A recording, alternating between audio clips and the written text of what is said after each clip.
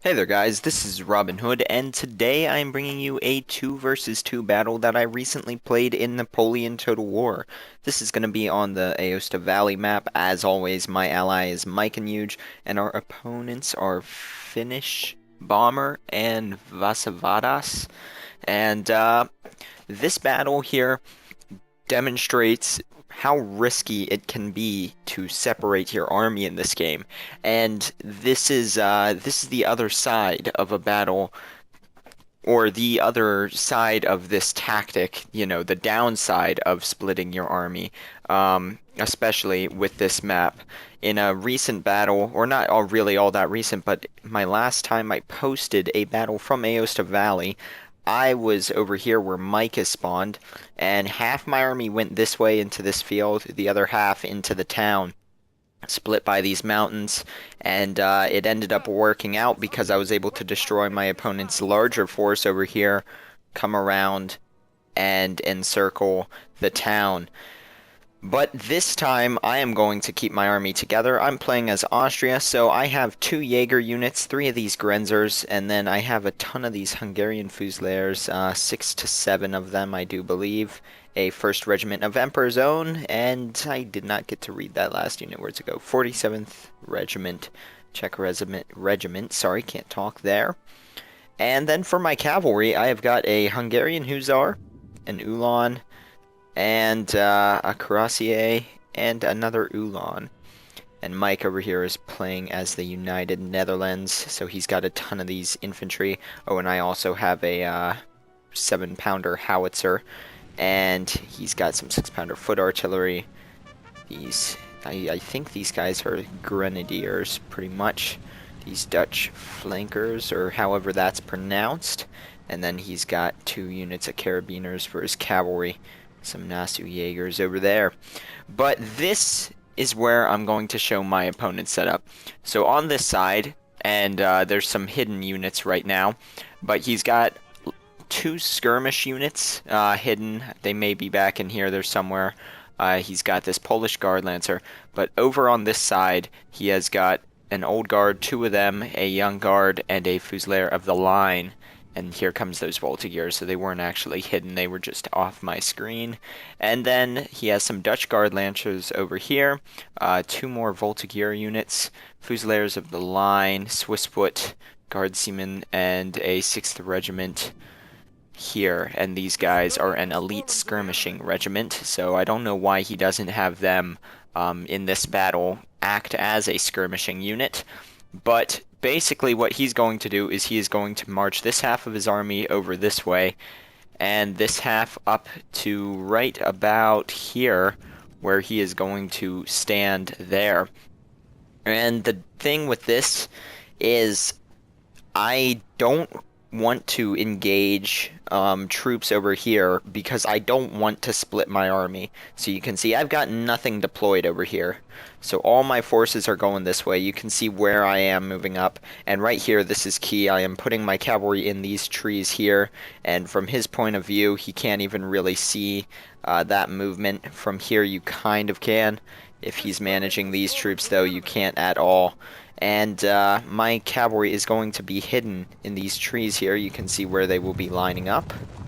So they're going to stay there. Now what I'm going to do is I'm going to leave a few units here in this gap to guard against the Denmark player, who is very content to just take up all these buildings in the town. You can see I did a quick little cavalry charge here on some of these militia entering the building. Then I'm going to run back towards Mike's lines there.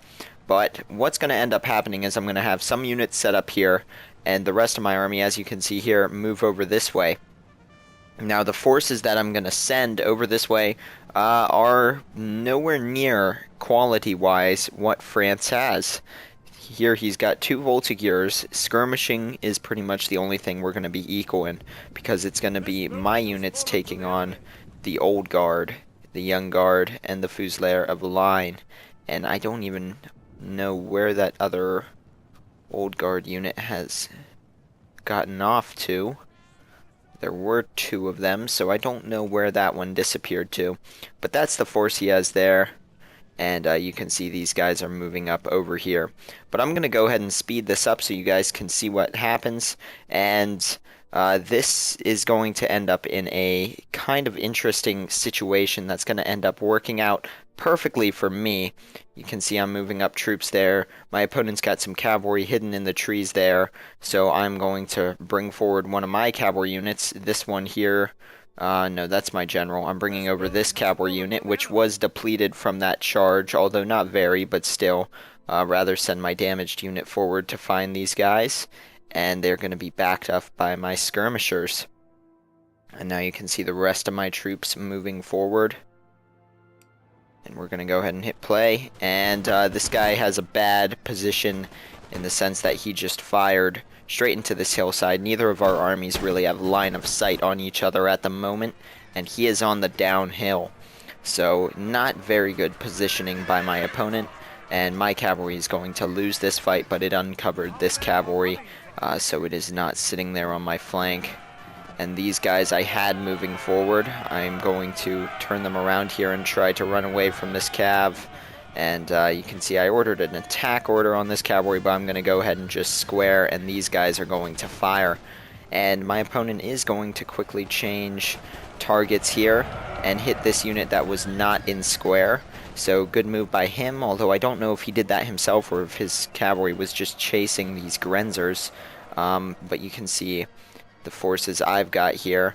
I've got another cavalry unit backing up, but it's going to be 3 Hungarian Fusilier units and my 2 skirmishers versus France's 2 skirmisher units and 2 Old Guard, a Young Guard, and a Fusilier of line.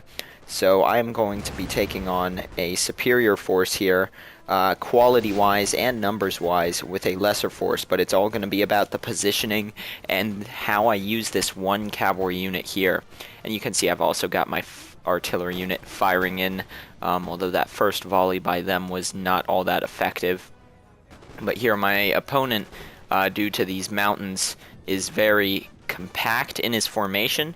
So you can see I'm going to start, I've got to run up here, otherwise our armies are just shooting the hills and not actually doing any damage to each other. So you can see my men walking up here, and here comes a cavalry charge. You can see some of my artillery going off. Here my cavalry is charging. One, it's going to get rid of these skirmishers, and I actually am going to impact with these guys, although he does get off a square with this Young Guard unit, and it looks like the Fusilier line too. But I'm going to leave my cavalry in there. I'm actually going to push through here with them. You can see I ordered them back behind, and I'm going to try to take out the historical general here, Napoleon Bonaparte. But what this does is it allows me to move up my troops to this advanced position without taking fire from these units. So although that charge did cost me, in essence, a cavalry unit, although there's still 33 of them left, I am going to be able to move up and take this position. And I do have reserve units. I've got 2 Hungarian Fusilier in the back, and you can see that. And over here, you guys missed it, but what happened is my opponent ran his cavalry up towards these trees. I engaged with one of my units, ran around behind with the other, and surrounded that unit. That's what's left of that. You can see both my units here walking out of the trees now. And I've got a Hungarian Fusilier sitting just below this ridgeline. My reason for this is because my opponent has skirmishers over here, and he's now trying to get his army over to get on my flank as I am engaging over there. But with his skirmishers, due to line of sight, if he sits here and decides to pick off my men, they'll be behind the hill. So he will just be wasting ammunition. So in order to come get these men, he's actually going to have to come crest this hill, at which point they'll be easily in range of my troops, and I'll be able to have a legitimate volley fight with them there. And these Jaegers that routed of mine, I'm going to bring back here in a second once I finally notice them. And over here you can see, right now it's just a skirmish with my troops in Denmark. And on Mike's side, he is blowing the crap out of some of these buildings with his artillery, because his opponent is in all of these buildings, giving him an advantage, but Mike has the artillery, so he's just going to take his time and get these guys out of these buildings. And there you can see some artillery shells from my side going over. You can see what's going on here. This Young Guard unit almost dead. Here comes a unit of 19 cuirassier. So those guys were fighting the other cavalry unit in the woods where I showed you that happened. They're going to charge in, kill this young guard unit, and then they're also going to go after Mr. Napoleon here. And we'll see if we can find him, because I don't actually kill him. There he is, Napoleon himself. As long as this guy's around, though, these old guard have terrifying morale. But you can see, just due to the positioning and through the use of the cavalry charges, and like I said, I now have this better angle. These troops here, which generally in a straight out fight with old guard would just lose, are actually going to be successful and rout these guys. And these guys over here, once again being forced into square by my cavalry, they don't have the volume of fire going out, so they're not really able to return fire to my troops, although by now this guy should have taken these guys out of square. And you can see here Napoleon charging forward. I don't know why he would choose to do that, but basically it was just the positioning and the cavalry charges allowing me to take out these old guard and win this flank. So in this case, my opponent dividing his army was bad because he could not support these troops here, and now these old guard are trying to shuffle and fight every direction, but they can't. And now my opponent here is marching through the trees. You can see I've withdrawn my forces from over here, which is going to cost me because these skirmishers are going to move up and take out my artillery. But I have now got this skirmish line here as these guys move forward in. I ran back these Hungarian Fusilier, and he didn't even stop to shoot them. And now my reserve units over here, which I never even needed to engage over here, have now turned around, and now my opponent is marching straight into a basically surrounding fire. And this is just a bad mood. I mean, it's cool that it worked out this way for me, but tactically, it's nothing special I did here. I simply turned around these troops and set up this line here, but you can see how quickly that there was one volley by that line, wiping out this entire Guard Seaman unit. So this guy, at this point, he has given up the battle over here. Melee charging these Fusiliers because my men are out of ammunition. You can see that, and the last of these troops firing in. And here it is just a brilliant arc of fire. Also, my Uhlans doing a charge there, and an artillery shell impacting right there as well. Yeah, that unit just got absolutely wrecked, and my Uhlans are going to keep on pushing through over this way. So that is going to be the end of the French army. So at this point, this guy really shouldn't have tried to attack through here, but the battle was pretty much over for him anyways, because I did have my entire army concentrated, and because his army was split by this mountain, he just could not support the way he needed to. He also did not push up fast enough over here to really make a difference. He could have put more pressure. Yes, his men would have been tired, but he could have punched through here earlier.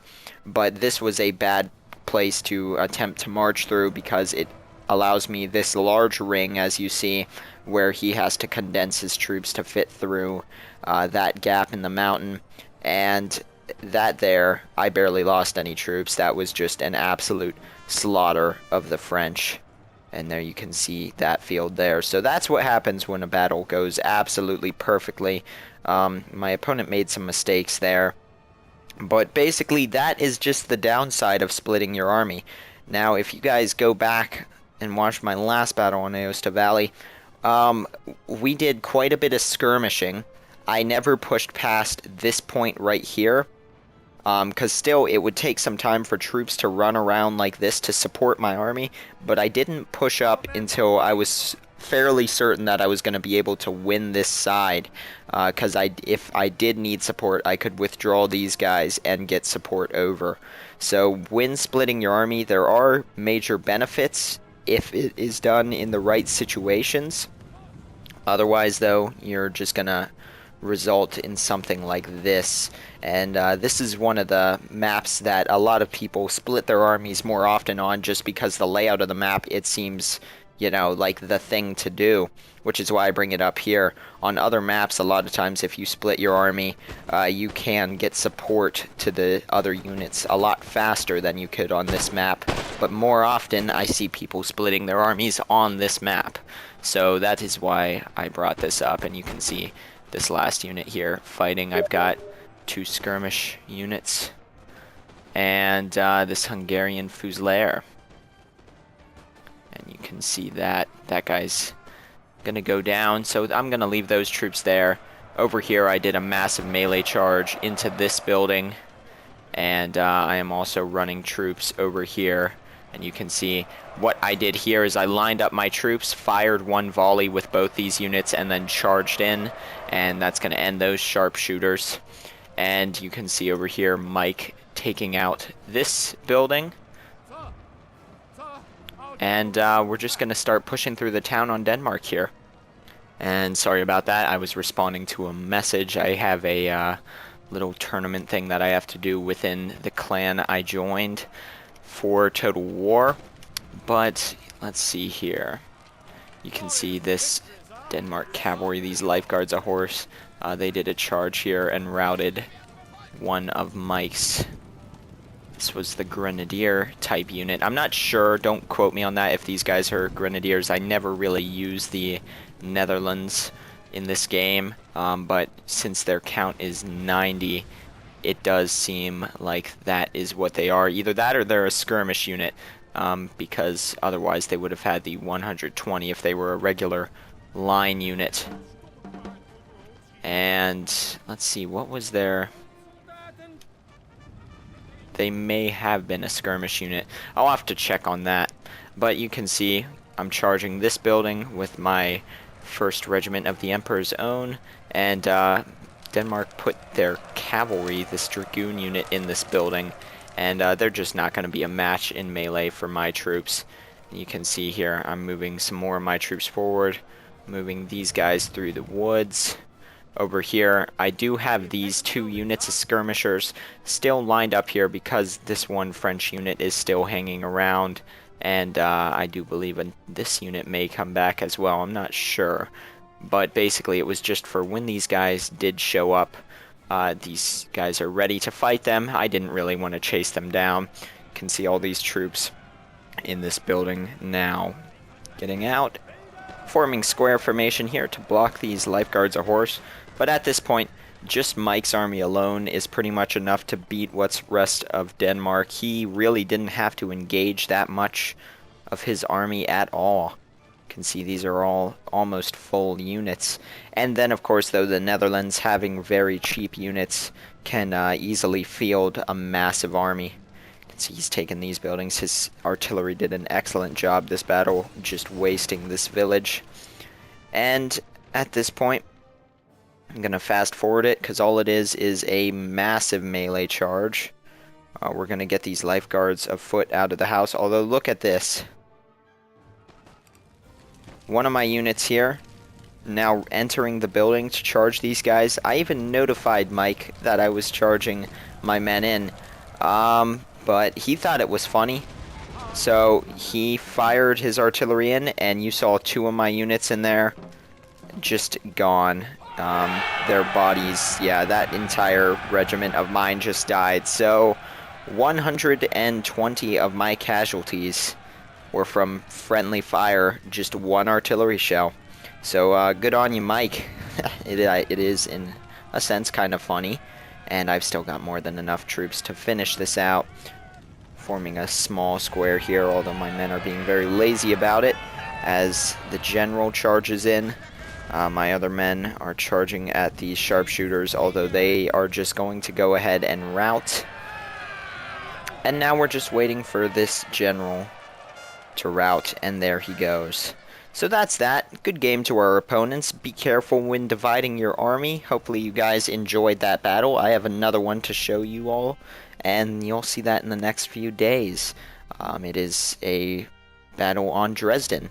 But there's the statistics. You can see I am going to lose a little bit over 700, Mike almost 800, although you can see how much more troops he deployed than at least I did, and he still deployed more than the Denmark opponent. Both Denmark and the Netherlands can field very large armies due to cheaper units, and you can see I'm going to kill 1300 there, and you can see my French opponent, almost all those kills of his, well, actually all of them were on the flank with the old guard because his other army marched in and got slaughtered without pretty much killing anyone. And you'll see my best units here, Hungarian Fusiliers. So hopefully you guys enjoyed that, and I will see you all next time with more. Thank you for watching.